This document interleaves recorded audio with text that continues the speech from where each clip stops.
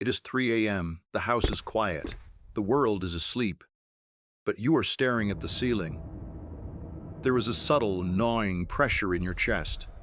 It's not a sharp pain, it's a weight.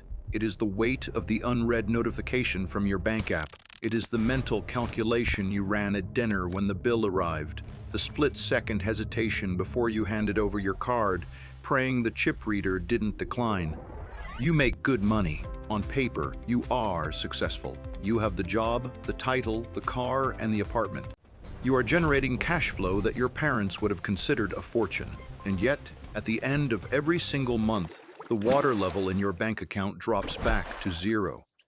This is the paradox of the modern high earner. We are drowning in liquidity, yet starving for stability. We are told that the solution is budgeting, but the word itself tastes like ash. Budgeting feels like a punishment. It feels like a diet, a restriction of joy, a cage made of spreadsheets and guilt. And that is why you fail.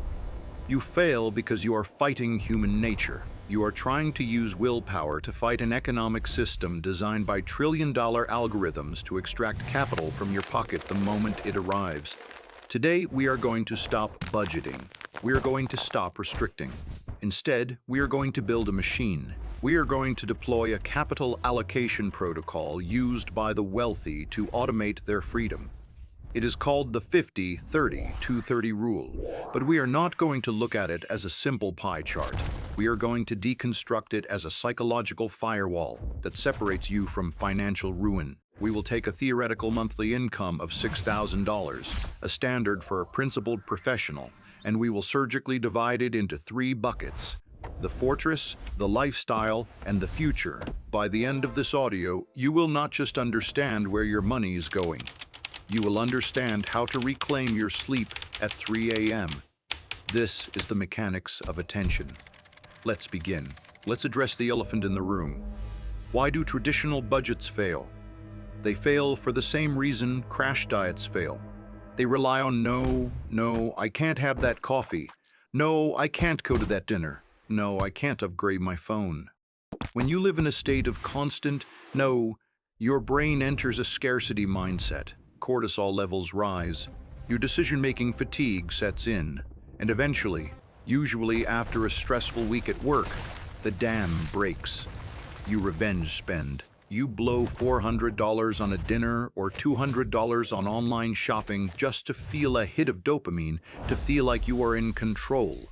The 50-30-20 rule is different because it is not based on no. It is based on yes, but within these walls. It provides structure. And in a chaotic world, structure is not a cage. Structure is safety. Let's build our simulation. Imagine you are the protagonist of this story. You are paid twice a month. After taxes, insurance, and deductions, exactly $3,000 hits your account every 2 weeks. That is $6,000 of net usable ammunition every single month. Most people take that $6,000, throw it into a checking account, and just start swiping. They pay bills as they come. They buy groceries when they are hungry. They trust their gut. This is financial suicide. We are going to take that $6,000 and run it through a filter before you even touch a penny. The first filter is the largest. The first filter is survival. Bucket number 1 needs 50%. In our $6,000 model, this is exactly $3,000. This category is your fortress. These are the expenses that keep the rain off your head and the lights on in your kitchen. If you lost your job tomorrow, these are the bills that would still demand to be paid. Housing, utilities, groceries, transportation, insurance, minimum debt payments. Now here is where the high earner gets trapped. We have a tendency to suffer from lifestyle dysmorphia. We convince ourselves that comforts are needs. You tell yourself you need the luxury apartment with the doorman because it's safe. You tell yourself you need the new SUV because of the winter weather. You tell yourself you need the premium organic grocery delivery service because you don't have time, but the math does not care about your justifications. The math is binary. If your rent is $2,500 and your car lease is $600, you are at $3,100. You have already broken the model. You haven't bought food, You haven't paid the electric bill? You haven't put gas in the car? This is what we call being house poor. When your fixed costs, the money that leaves your account automatically, exceeds 50% of your income, you are structurally fragile. You are walking on a tightrope with no safety net. If inflation spikes or your rent goes up 10%, you fall. In our example, you have a hard cap of $3,000. This requires brutal honesty. It might mean living in a slightly smaller apartment. It might mean driving a 3-year-old car instead of a brand new one. It might mean cooking at home instead of ordering Uber Eats every Tuesday. But here is the payoff. When your needs are capped at 50%, you have breathing room. If an emergency happens, you can absorb the shock. You are not living paycheck to paycheck. You are living structure to structure. The goal is to get this number under 50%. If you can run your life on 40% of your income, you are virtually invincible. But for now, let's stick to the plan. $3,000 is gone. It is spoken for. The fortress is secure. Now we move to the part of the equation that usually causes the most guilt, but in this system creates the most freedom. Bucket number 2 wants 30%. In our simulation, this is $800 a month. This is the dopamine protocol. Most financial gurus will scream at you to cut out the lattes. They will tell you to stop buying avocado toast. They want you to live like a monk until you're 65 years old. I disagree. You're working hard today. You deserve to live today. If you deprive yourself of all joy in the pursuit of a number on a screen, you will eventually burn out and quit the entire system. The 30% bucket is your permission slip. It is a guilt-free zone. Dining out, Netflix subscriptions, hobbies, new clothes, travel funds, buying a round of drinks for your friends. In our $6,000 example, you have $1,800 to burn. Here is the psychological magic trick. Once you have allocated this money, you are obligated to enjoy it. You can walk into a store, see a pair of shoes that cost $200, and check your wants account. If the money is there, you buy them. You do not feel guilty. You do not worry about retirement. You do not worry about rent. Those buckets are already full. You simply enjoy the shoes. However, this freedom comes with a ruthless ceiling. When the $1,800 is gone, it is gone. This is where discipline enters the chat. If you blow $1,000 on a weekend trip to Vegas in the first week of the month, you have $800 left for the next 3 weeks. You will be eating peanut butter sandwiches and watching free YouTube videos until the first. You cannot borrow from the needs bucket. You cannot raid the savings bucket. The wall between these categories must be made of iron. This teaches you value. When you have a finite resource, you start to prioritize. You realize that maybe you don't actually care about the expensive cable package, but you do care about Friday night dinners with your partner. So you cut the cable to fund the dinner. You stop mindless spending and start mindful spending. $1,800. It is a lot of money if managed well. It is a fortune if spent on things that actually bring you joy rather than things you buy just to impress strangers. And now, we arrive at the most critical variable in the equation, the 20%, the savings. $1,200 a month. This is not leftover money. This is not what remains at the end of the month. If you wait until the end of the month to save, you will save zero. Parkinson's law states that work expands to fill the time available. The corollary in finance is that expenses expand to fill the income available. This $1,200 must leave your life before you even have a chance to miss it. It must be amputated from your checking account. But let's clarify what savings means. We aren't talking about stuffing cash under a mattress.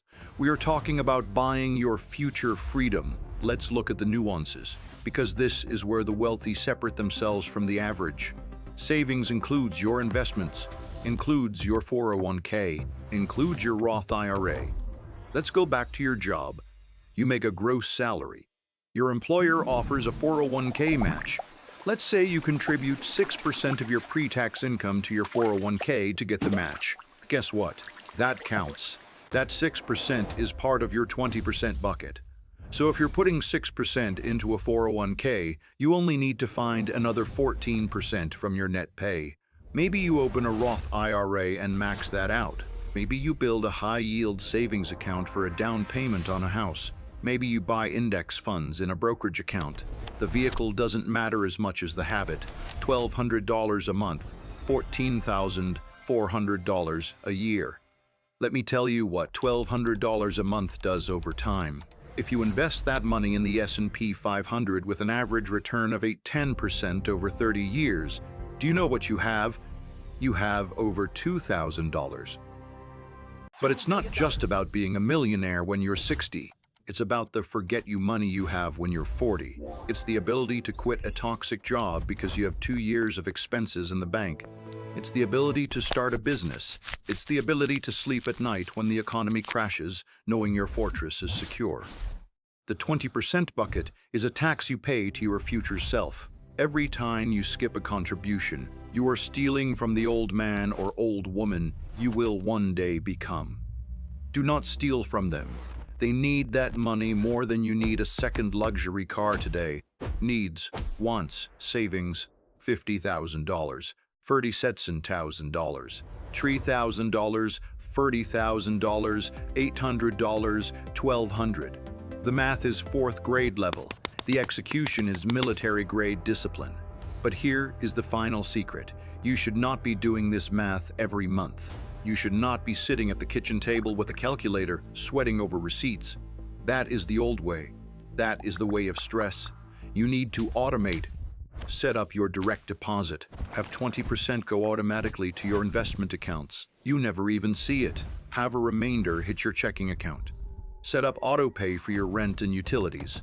When you automate the flow of capital, you remove willpower from the equation. You don't have to decide to save.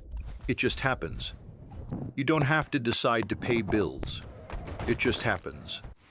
All you are left with is the 30%. The playground. You open your banking app. You see the balance. You spend it. You enjoy your life. This entire system takes maybe 1 hour to set up on a Saturday morning. 1 hour of setup for a lifetime of peace. Let's go back to that 3 a.m. moment. Imagine waking up, staring at the ceiling, and running the numbers in your head. Rent, paid, investments, funded, checking account, healthy. The pressure in your chest is gone. The weight is lifted. You roll over, close your eyes, and you go back to sleep. That is what a budget is. It is not a restriction. It is a permission slip to relax. Money is a terrible master, but it is an excellent servant. Build the system. Master the ratio. Stop thinking about it. Start building it.